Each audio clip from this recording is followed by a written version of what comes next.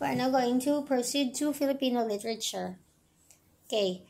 Unang tanong, ikwento ang sakim na kapitbahay. Ito ang kwento ng alamat ng lawa ng dano. Meron isang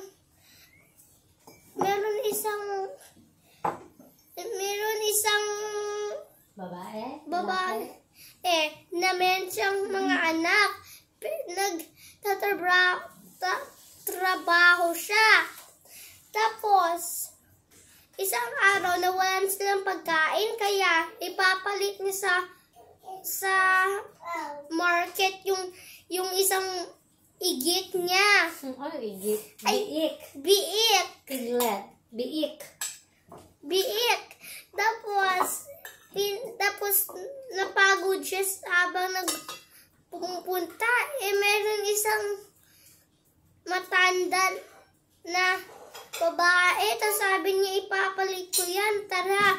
Tapos pumunta sila sa isang lake. Tapos nung umapak siya, hindi siya nabasa. Natakot siya.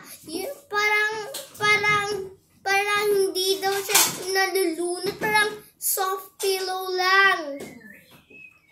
Tapos, meron nag-appear na bahay kubo sa gitna ng lake. Tapos, pinapasok siya. Tapos sabi ng matandang babae, kutuhin mo ako. Ano yun? Kutuhan mo ako. Kasi, natakot siya. Kasi ngayon lang siya nakakutuhan ng matanda.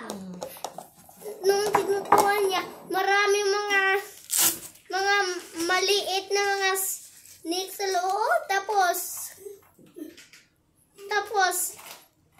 Tapos dahan-dahan niya yun na pinatay. Tapos linuto niya.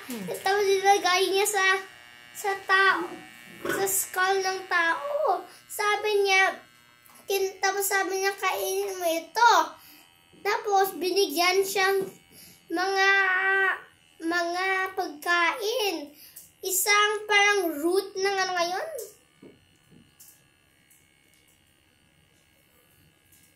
Kamote? Kasava?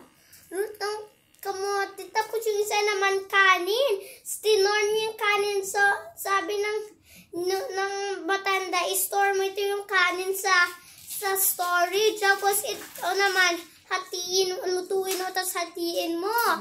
Yung root ng kamote, nung slice niya, hindi nabawasan, dumami. Tapos, more than her children needing nakuha. Tapos nung nakita niya yung rice, ang dami naman. Sabi ng kapitbahay niya, saan mo ito nakuha? Pinento niya lahat. Pero, yung kapitbahay, nung ginawa niya yon, tumakbo siya nung nakita niya yung pinagawa ng matanda. Tapos, nung tumakbo siya, pinalo siya ng isang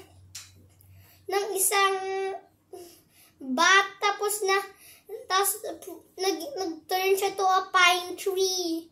Yun. Tapos meron nagpuputol ng kahoy. Tapos nung pinutol niya yon, nag-sink siya sa ground. Nag-sink siya sa water. Yun. Okay, saan ang lawa? Saan ang lake? Saan ngayon? Okay.